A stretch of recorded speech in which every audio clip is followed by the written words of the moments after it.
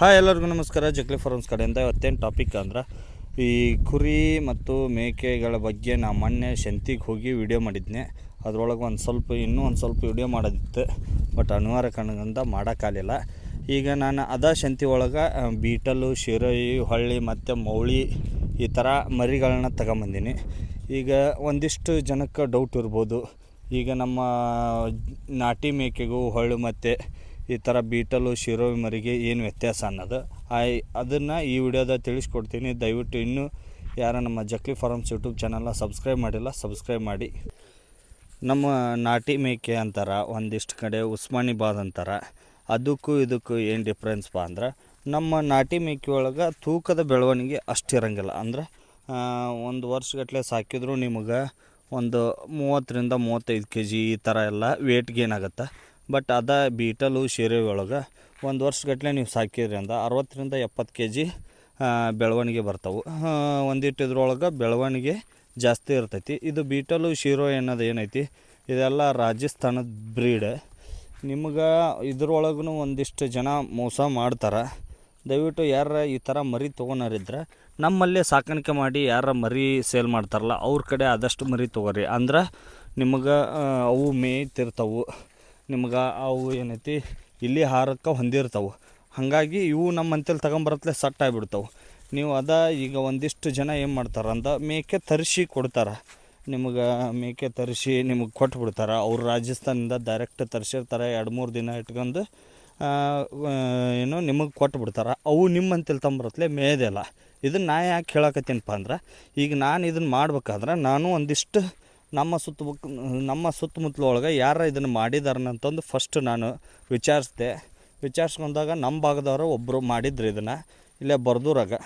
ಅವ್ರನ್ನ ನಾನು ವಿಚಾರಿಸಿದಾಗ ಅವ್ರು ಹೇಳಿದ್ರು, ಅವ್ರು 8 ಮೇಕೆ ತಗೊಂಬಂದಿದ್ರು. ಟೋಟಲಾಗಿ ಅವ್ರು ಲಾಸ್ ಆಗಿಬಿಟ್ಟಾರ. ಹಾಗಾಗಿ ಅವ್ರು ಇಲ್ಲಿ ತುಂಬ ಇಲ್ಲಾಗಿದ್ದು ತಗೊಂಬಂದಾಗ ಅವು ಕಂದನ್ನು ಹಾಕಿಬಿಟ್ಟು ಹೊಳ್ಳಿ ಮತ್ತೆ ಬದುಕಲಿಲ್ಲ ಅಂತ ಅವ್ರಿಗೆ 2-3 ಅಷ್ಟೇ ಬದುಕಿದ್ರು. ಅದ್ರೊಳಗೆ ಒಂದು ಹೋತ್ಮರಿ ಉಳಿತು. ಅವ್ರಿಗೆ ಏನು ಮಾಡ್ಯಾರಪ್ಪ ಅಂದ್ರೆ 18 ಉಸ್ಮಾನಿಬಾದ್ ಆಡು ತಗೊಂಬಂದು ಬೀಟಲ್ ಹೊತ್ತ ಬಿಟ್ಟು ಮೇಂಟೆನೆನ್ಸ್ ಮಾಡಾಕತ್ತಾರ. ಅವ್ರಿಗೆ ಮರಿಗಳ ಬೆಳವಣಿಗೆ ಚಲೋ ಬರಾಕತ್ತವು. ಅಂದ್ರೆ ನಮ್ಮ ಉಸ್ಮಾನಿಬಾದ್ ಆಡಿಗೆ ಬೀಟಲ್ ಹೋತ ಬಿಟ್ಟು ಕ್ರಾಸಿಂಗ್ ಮಾಡಿಸಿ ಅವಗೂ ಮರಿ ಜೋಪಾನ ಮಾಡಿ ಮರಿ ಸೇಲ್ ಮಾಡಾಕತ್ತಾರ. ಅಂದ್ರೆ ಅವು ಆ ಥರನೂ ಮಾಡ್ಬೋದು, ಹೊಳ್ಳಿ ಈ ಥರನೂ ಮಾಡ್ಬೋದು. ಇವನ್ನ ನಾನು ಶಂತಿ ಒಳಗನ ತಗೊಂಬಂದೀನಿ. ನಿಮ್ಗೆ ಈಗ ಒಂದಿಷ್ಟು ಜನ ನಮ್ಮ ಭಾಗದಾಗ ಸಾಕ್ದಾರು ಅದಾರ. ಈಗ ಬೀಟಲು, ಶಿರೋಯಿ ಈ ಥರ ದೊಡ್ಡ ಆಡು ಸಾಕಾಣಿಕೆ ಮಾಡಿ ಆಡು ಇಳಿದಿಂದ 3 ತಿಂಗಳ ತಾಯಿ ಜೊತೆನ ಬಿಟ್ಟು ಹಾಲು ಕುಡಿಯೋದು ಬಿಟ್ಟಿಂದ ನಿಮಗೆ ಸೇಲ್ ಮಾಡ್ತಾರೆ. ಬಟ್ ಅವ್ರು ಏನು ಹೇಳ್ತಾರಪ್ಪ ಅಂದ್ರೆ ಸಿಕ್ಕಾಪಟ್ಲಿ ಕಾಸ್ಟ್ಲಿ ಹೇಳ್ತಾರೆ. ನಾನು ಅವ್ರಂತಲೇ ಒಂದು 15-20 ಮರಿ ತೊಗೋಬೇಕಂತಂದು ವಿಚಾರ ಇತ್ತು. ಅವ್ರನ್ನ ನಾನು ವಿಚಾರಿಸಿದಾಗ 15,000-18,000 ರೂಪಾಯಿ ರೇಟ್ ಹೇಳಿದ್ರು. ಅಂದ್ರೆ ಒಂದೊಂದು ಮರಿಗೆ ಮರಿ ಬಂತು, ಹೆಣ್ಮರಿ ಬಂತು, 3 ತಿಂಗಳಕ್ಕೆ 18,000-15,000 ಮಟ್ಟ ಕೊಡೋಕೆ ನಮ್ಮ ಕಡೆ ಅಷ್ಟು ಬಂಡವಾಳ ಮರಿಗೆ ಅಷ್ಟು ದುಡ್ಡು ಕೊಟ್ಟು ತೊಗೊಳೋದು ವೇಸ್ಟ್. ಆ ಥರ ತೊಗೊಳಕ್ಕೆ ಹೋಗ್ಬಿಡ್ರಿ. ನಿಮಗೆ ಸುತ್ತಮುತ್ತಲು ಶಂತಿ ಒಳಗನ ಬಂದಿರ್ತಾವೆ. ಇವನ್ನ ನಾನು ಏನೈತಿ 8,500-9,000 ರೂಪಾಯಿ, 7,500 ರೂಪಾಯಿ ಈ ಥರ ರೇಟ್ ಕೊಟ್ಟು ತೊಗೊಂಬಂದೀನಿ. ನಿಮಗೆ ಇವು ನಮ್ಮಲ್ಲೇ ಭಾಗದಾಗ ಮನೆಗಳಲ್ಲಿ ಯಾರ 1-2 ಸಾಕಾಣಿಕೆ ಮಾಡಿರ್ತಾರೆ, ಅವರು ತಗೊಂಬಂದಿರ್ತಾರೆ. ಶಂತಿಗೆ ಬಂದಿರ್ತಾವೆ, ಬಟ್ ಕಮ್ಮಿ ಬಂದಿರ್ತಾವೆ. 1-2-3 ಸತಿ ಶಂತಿಗೆ ನೀವು ವಾರ ಹೋದ್ರಿ ಅಂದ್ರೆ ನಿಮಗೆ ಖಂಡಿತವಾಗಿ ಸಿಗ್ತಾವೆ. ಇಂಥವು ನೀವು ತೊಗೊಂಡ್ರಿ ಅಂದ್ರೆ ನಿಮಗೆ ಇದೇನೈತಿ ತಗೊಂಬರತ್ಲೆ ಸೆಟ್ ಆಗಿಬಿಡ್ತಾವೆ. ಏನಪ್ಪ ನಿಮಗೆ ಈಗ ಬೇರೆ ಕಡೆಯಿಂದ ತಮ್ಮೊಂದು ಸೆಟ್ ಮಾಡೋದು ಒಂದು ಸ್ವಲ್ಪ ಕಷ್ಟ ಐತಿ. ಅದನ್ನು ಈ ಥರ ಸುತ್ತಮುತ್ತಲು ಭಾಗದೊಳಗೆ ಯಾರು ಸಾಕಾಣಿಕೆ ಮಾಡಿದ್ರೆ ಅವ್ರಂತೇಳಿ ಒಂದು 500 ರೂಪಾಯಿ ಹೆಚ್ಚಾಗಲಿ ಆ ಥರ ತೊಗೊರಿ. ಈಗ ಬೇರೆ ಕಡೆಗೆ ಫಾರಮ್ ಮಾಡಿ ಅವ್ರು ಸಾಕಾಣಿಕೆ ಮಾಡಿ ಮರಿ ಕೊಡ್ತಾರಲ್ಲ, ಅವರೆಲ್ಲ ಸಿಕ್ಕಾಪಟ್ಟೆ ರೇಟ್ ಹೇಳ್ತಾರೆ. 15,000 ರೂಪಾಯಿ ಮ್ಯಾಗ ಹೇಳ್ತಾರೆ. 15,000 ರೂಪಾಯಿದೊಳಗೆ ರೇಟ್ ಹೇಳೋದಿಲ್ಲ. ಹಾಗಾಗಿ ನಮ್ಮ ಕುಂಕುಂಪಳ್ಳಿ ಶಂತಿಯಾಗ ವಿಶೇಷವಾಗಿ ಇದು ಸಿಗುತ್ತೆ, ಬಟ್ ಕಮ್ಮಿ ಸಿಗುತ್ತೆ. ನಾವು ಬರೀ ಇವು 7 ಮರಿ ತಂಬರಕ್ಕೆ ಒಂದು 4-5 ಸತಿ ಶಂತಿಗೆ ಹೋಗಿವಿ, ಬಟ್ ಸಿಗ್ತಾವೆ. ಒಂದು ಸ್ವಲ್ಪ ಹುಡುಕಾಡ್ಕೊಂಡು ನೋಡ್ಕೊಂಡು ತೊಗೊಂಡು ಬರ್ಬೇಕು. ನಿಮಗೇನೈತಿ ದುಡ್ಡು ಉಳಿತಾಯ ಆಗುತ್ತೆ. ಹೊಳ್ಳಿ ನಮ್ಮ ಭಾಗದಾಗ ಇರ್ತಾವೆ. ಹಾಗಾಗಿ ನಮ್ಮಂತಲ್ಲಿ ಸೆಟ್ ಆಗಿಬಿಡ್ತೈತಿ.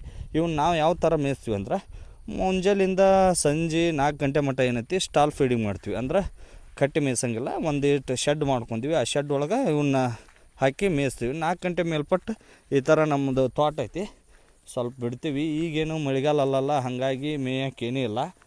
ಒಂದಿಟ್ಟು ಹುಂಚಿ ತಪ್ಪಲ ಅದು ತಿಂತಾವೆ. ಹಾಗಾಗಿ ಈ ಥರ ನಮ್ಮ ಭಾಗದೊಳಗೆ ಈ ಥರ ಶಿರೋಯಿ, ಬೀಟಲ್ ಇವನ್ನ ಮಾಡೋರು ಕಮ್ಮಿ ಅದಾರ.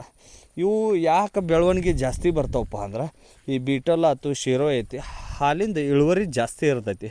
ಹಾಲಿಂದ ನಿಮಗೆ 1-2 ಲೀಟ್ರು 1.5 ಲೀಟ್ರ್ ಈ ಥರ ಹೆಣ್ತಾವೆ.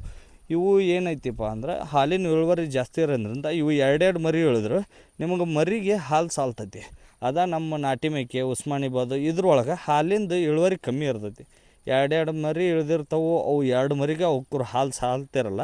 ಹಾಗಾಗಿ ಇವು ಏನೈತಿ ನಿಮಗೆ 3 ತಿಂಗಳಿಗೆಲ್ಲ 15-18 kg ಈ ಥರ ತೂಕ ಇರ್ತಾವೆ. ಬಟ್ ನಮ್ಮ ನಾಟಿ ಮೇಕೆ ಅಷ್ಟು 3 ತಿಂಗಳಿಗೆ 15 kg ಸಣ್ಣ ಮರಿ ಬರೋದಿಲ್ಲ.